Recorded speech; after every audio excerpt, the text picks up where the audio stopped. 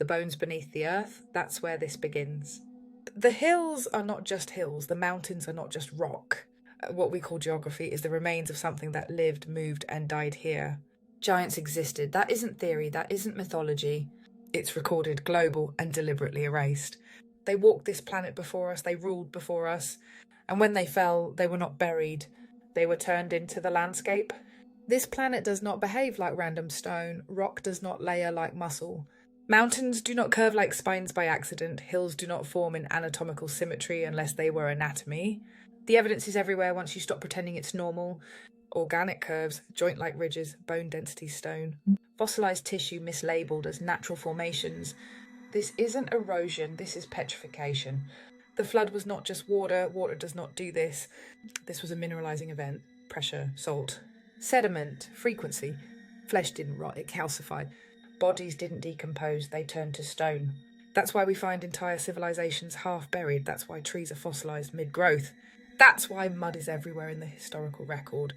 This wasn't slow, it wasn't gradual. It was sudden, global, and controlled. And that's why history had to be rewritten. Because if people understood that the earth itself is a graveyard, they'd start asking who caused it, who survived it, and who is still here. We don't live on a neutral planet. We live on top of the remains of a fallen age. And the lie wasn't to hide the giants. The lie was to make you walk on them every day and never realise what you're standing on. This is where scripture comes in. Oh, and no, not the sanitised version. The version they warned you not to read. The Book of Enoch doesn't describe metaphor, it describes mechanics. The Watchers came down, they altered flesh. They created bodies that were too large, too powerful, too uncontrollable to coexist with the system that followed. The Nephilim were not myths, they were the result of interference. Hybrid beings, part divine intelligence, part terrestrial biology. Designed to dominate land, resources and bloodlines. And here's the part religion never explains properly. The flood wasn't punishment, it was containment. The giants consumed everything, animals, humans, the land itself. They destabilised the world grid, they broke scale, they broke balance. And once that happened, there was only one option left. You don't kill beings that large quietly, you reset the environment around them. You collapse the world, you mineralise what remains, and you build a new civilization on top of the bodies. That's why the survivors weren't giants, that's why lifespan shortened, that's why scale shrank across architecture, tools and anatomy. The new world was designed to never allow that size to return.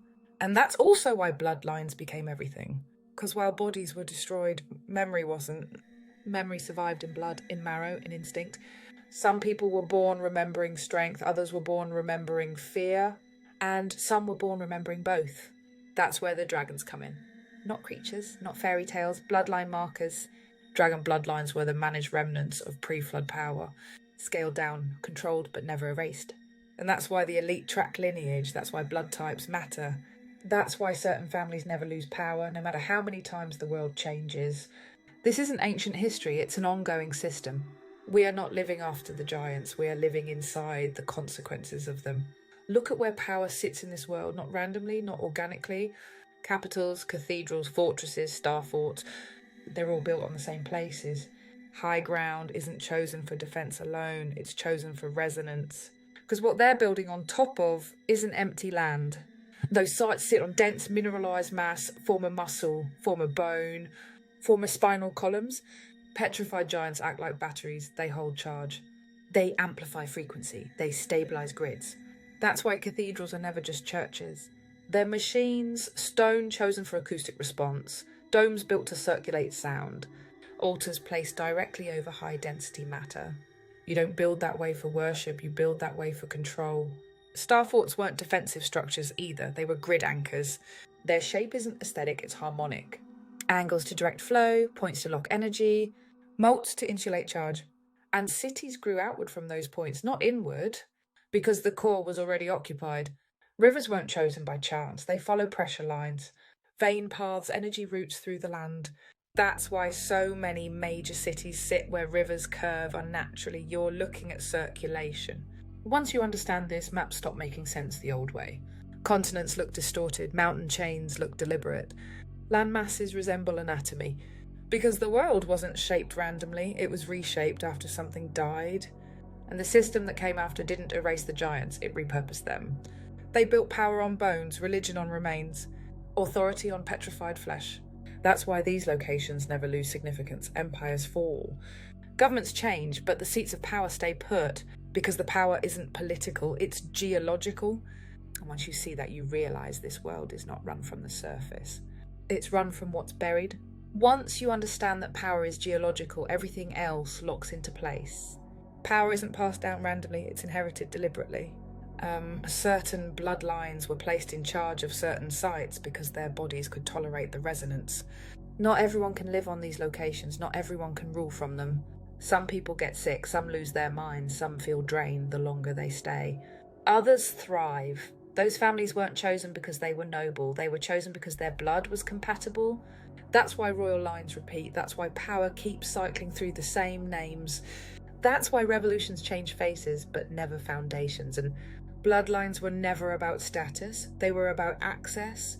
Access to land that still hums, access to structures that amplify, access to grids that predate civilization. This is also why blood type matters.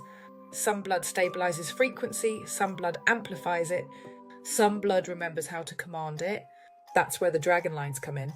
Dragons weren't beasts, they were classifications, ways of identifying which bloodlines carried which pre-flood functions. Fire wasn't symbolism, it was metabolic dominance. Wings weren't fantasy, they were markers of pressure tolerance and density control. Breath wasn't myth, it was frequency projection. When the giants fell, their power didn't disappear, it was redistributed, scaled down, fragmented, locked into blood. That's why some people feel older than the world they're in, why some feel physically smaller than what they know they are, why some instinctively reject authority without ever being taught why. That isn't rebellion, that's memory. And memory is dangerous. Because memory brings comparison, and comparison exposes how much has been taken. This system doesn't fear violence, it fears remembrance. Because once you remember what came before, you stop believing this is the peak. We are not small by accident, we are not ruled by accident, and we are not forgetting by accident. This world is built on giants, run by bloodlines, and stabilised by structures that were never meant to be understood. And now the land is responding, the blood is waking up, and the memory is coming back online. That's not a coincidence, that's a cycle ending. This isn't random timing. The earth reacts in cycles and we're at the pressure point. The land remembers. Stone holds memory longer than flesh ever could. When enough memory reactivates at once, the system destabilizes. That's what you're seeing now. Unstable ground, unpredictable weather, magnetic anomalies, resonance shifts. The planet isn't angry, it's responding. The structures built on bones were designed to siphon, suppress and stabilize, but they rely on one thing. Dormancy, dormant blood, dormant memory, dormant awareness. Once remembrance starts spreading through bloodlines at scale, the land answers back. That's why they panic when people wake up at the same time. That's why they flood distraction during energetic shifts. Because the earth doesn't reset quietly. Why some people can't be rewritten? Not everyone here is equally programmable. Some people reject the system instinctively, not politically, not socially, physically. Their bodies resist. Their nervous systems don't adapt properly. Their minds don't accept false hierarchy. Their souls don't settle into obedience. That isn't trauma, that's incompatibility. These are the bloodlines that carried memory through the collapse. Not full memory, fragments. Enough to know something is wrong, enough to feel smaller than they should be, enough to never fully belong. These are the people who feel grief without a cause, rage without an outlet, homesickness for somewhere that doesn't exist anymore. They aren't broken, they're misscaled.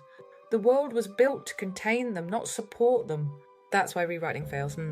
You can't rewrite what still remembers. What happens when bloodlines fully remember? This is the part they never planned for. Partial awakening was manageable, full remembrance is not. When a bloodline remembers, it doesn't seek permission. It doesn't ask for power, it recognises it. Memory restores posture, posture restores authority. That's why awakened people stand differently, speak differently, stop negotiating. This isn't ego, it's alignment. When enough people remember at once, the grid loses coherence. Structures crack, institutions panic, narratives collapse. Because this system only works when people believe it's the highest possible order. But it isn't. It's a containment layer built on remains. And containment always fails when memory outpaces control. That's why this knowledge is returning now. That's why the past won't stay buried. That's why the earth is no longer quiet. The giants fell once. The bloodlines were scattered. The memory was fractured. This time, the remembering happens first. And that changes the ending. So understand this, nothing about this world is accidental. Not the land, not the blood, not the forgetting.